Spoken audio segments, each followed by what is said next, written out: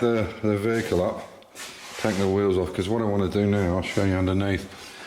So I put these in, they're elongated, the holes, and I've got these really big flat washers there, so we can adjust this up and down. So what I'm going to do, I'm going to mark where the holes are, hopefully you can see that, and I'll raise it up slightly so we can go a bit further up. I'll see how much space I've got behind, but I'd like to come up a few more mil, and we'll go from there. So I'll take the wheel arch off, and then I'll take the side panels off to expose the frame, because I need to adjust it slightly.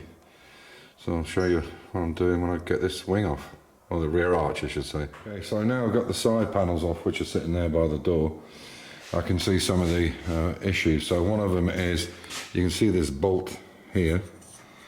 I need to cut this off so it can sit flush with the body. It's catching there. But one of the bigger problems is I want to raise the wheel arch up, as I said. And the problem is to raise it up, I'm going to catch the end of this inner steel plate. So I've had to work to what the arch is, and that is the shape of the arch there. So what I think I'll do is I'll get some flat washers, and then what I'll do is I'll put them in like this, elongate the washer slightly, and I'll actually weld those into place so I can bring the hole up, as in eye there. So I'll weld these holes up and just bring these washers in. That one might not need one, that one definitely will. And that one should be okay, should be able to come up there without losing too much metal. And then I can go around and properly weld all this when I get to the welding gas. But I just checked, and it's not even open on Monday the 9th. It doesn't open until Tuesday the 10th. 19 days off, I just can't believe it. You think they'd leave some people behind, to a skeleton crew of people, but to take 19 days off, the whole lot shut down, it's just unbelievable. Good luck to them if they can get it, if they can get the money, stay at home, it's fine. Anyway, so no point in bitching about it, it's done, I should have checked. Okay, the other things I'll do is, this is the leg that was just quick temporarily put on, which was going to hold this running board on. And what I'll do is I will cut this, take this off, cut this straight and put an arm on here and attach it to it. It doesn't need it, but it'll just stop it. Or I can put a bracket in there to hold the frame, we'll see. What we're intending to do with these legs, this one and the one that's inside the cab door, is take them off, because the metal's quite thin here. So we're going to, once we take it all off and we take the cab off, we're going to cut this out and put a 3mm plate over the chassis, and then put these legs back onto the 3mm plate, which will make it stronger. But apart from that, there doesn't seem like there's any other encumbrances on it. So obviously I'll box this in as well, so I'll triangulate that. I can really dolly them up now that I know what I need to do. And so I'll cut this one off. That will bring that, as you can see, it's sticking out a little bit, and that will bring that, so you can see it won't go in. Bring that right into the corner. And the other issue I've found is this backboard. This is a 2 centimetre, and unfortunately it's not quite square. So one of the things we'll do before we paint is I'm going to cut this box section on the corner, just a 1mm cut, and push it in. It's just slightly, so it's kind of 1/2 mil too far out. So what I'll do is I'll cut that and adjust it, and we'll make sure that's okay. So I'm going to take this frame out now. Okay, so I'll just pull this frame out. It should just come out. It's not bolted in.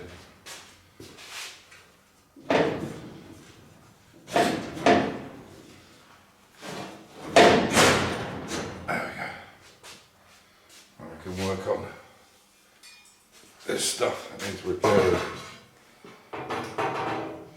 You can kind of see now why I wanted to make it like a Meccano set, and I wanted to be able to put one piece on at a time. So as I said, not only just for painting, but if anything goes wrong, or somebody at some point wants to turn it into a hot rod or whatever, you know, I don't know what I'm going to do with it. If I don't get the paperwork, then in this country, then you know, at some point I might sell it to somebody and they can make a hot rod out of it. But if we do it sectional like this, it means they can take pieces off and get to the main chassis, you know, to change the axles or change the front. You know, if they want to put a Jaguar or V8 in it, it can be done easily by nuts and bolts.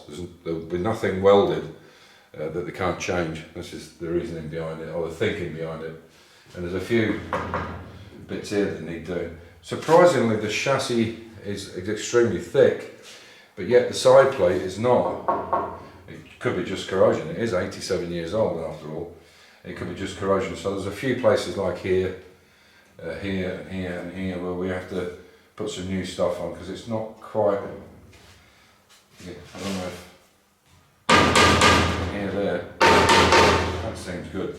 The main box chassis is really thick, and yet this isn't. Maybe it's just corrosion. I don't know.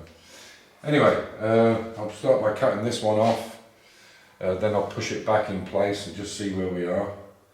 And yeah, just start tidying things up. I've made up another two pieces, so I've got another piece of 2.5 centimetre box there, another 2.5 centimetre box. You can see I've just put them in to mark them up, and that'll give it a more rigid frame. Because what's happening is this is without this in here. I can take it out, I can show you. You can see there's too much flex in that, and that'll support the wheel arch much better. So I'll take that back off, unbolt it. So you can see this is one of the bolts here. There's one there, one there, one there, and one on the front. And then what I'll do is probably put some captive, put some angle iron in here on the side.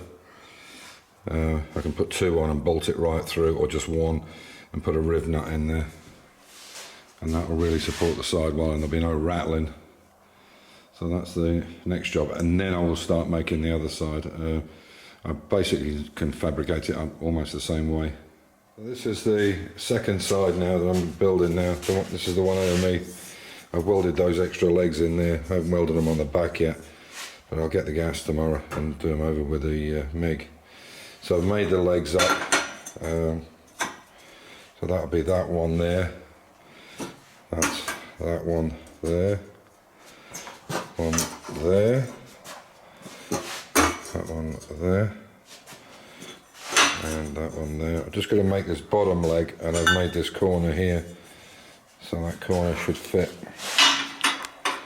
That corner should fit quite nicely there. So I've just got to cut that off and fit that into place. And Amir already made up one of these for the other side, which we haven't used, and I know it fits on, so what I'll do is I'll unpick the weld on that and see if we can use it again. If not, for whatever reason, I'll make a new one of these and put the side piece on it. But yeah, so that'll be the three sides, so the left, right and the rear all done. When I should be able to finish it up tomorrow. I should be get all this welded, hopefully before Amir comes back tomorrow. So that's me making the second one up. I've got the welding gas now. Still doesn't seem to be performing as well as it did, but it's getting better. Okay, so I've got all the legs in that side. That one, that one, that one. I'm just going to make up this piece here, this little short piece. And then I'll see if I can recover the piece that Amir made. I think it's round the back here. Have a look. Let's see. Take a little journey. I think it's here. Ah, there it is. Okay.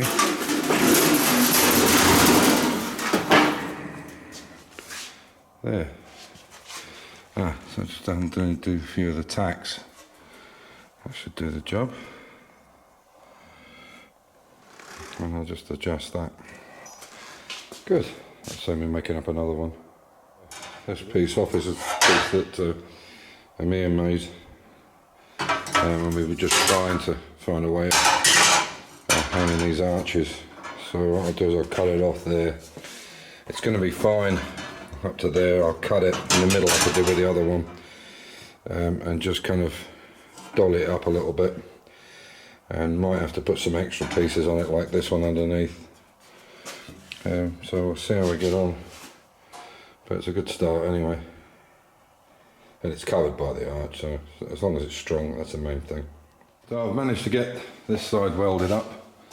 I've got the back piece made.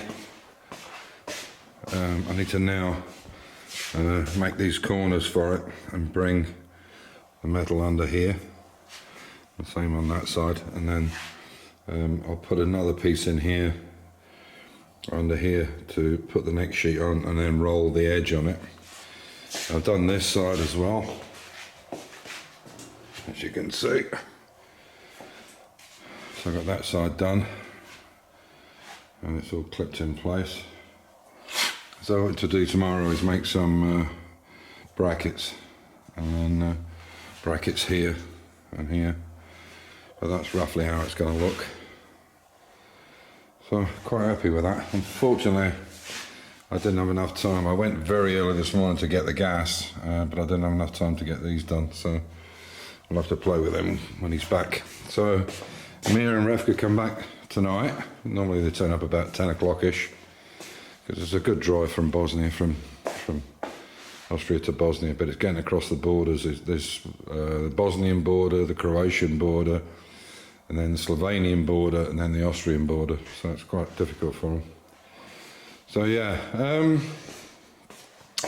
next little problem is I've got the gas bottle, and it's got car 18 on it. I'm trying to check what this is, and it looks like it's 82% argon, 18% CO2. So normally it's a 75-25 mix for MIG welders, and I'm still getting a little bit of a problem with it. It seems to be, I don't know. I've tried changing the settings around, and it was working beautifully before. But unfortunately on these bottles now, they don't have the percentage on them. They just have a code. I don't know what to do. The lady that's there at this gas, she's new to the company. And I don't think she really knows, she understands what the story is with the bottles. I said to her, you know, it has to be MIG gas, and she said she went away and checked. But I'm sure it should be 75-25. You know, if you're going to use argon, you can use just CO2 as a you know, pub gas, but that won't give you any real shielding. Normally it's argon and CO2, but anyway, we'll have a look tomorrow. I'm going to let Amir have a look and see if maybe he's tweaked it a little bit and the settings are a bit different. But anyway, that's where we are. So, as I said, he's back tomorrow, and we'll crack on with it. So, if you've watched to the end of the video, I have a friend who has a Morris 1000 Traveller, and he's desperate for me to put a new clutch in, a new clutch plate, pressure plate, and thrust bearing for him. So I don't normally do work for other people, but I really like the Travellers. I think they're great little cars, so I'm going to do it for him. So that'll be coming up very soon, towards the weekend. So on that note, stay safe, keep the faith, enjoy your hobby, and we'll see you in the next video. Take care.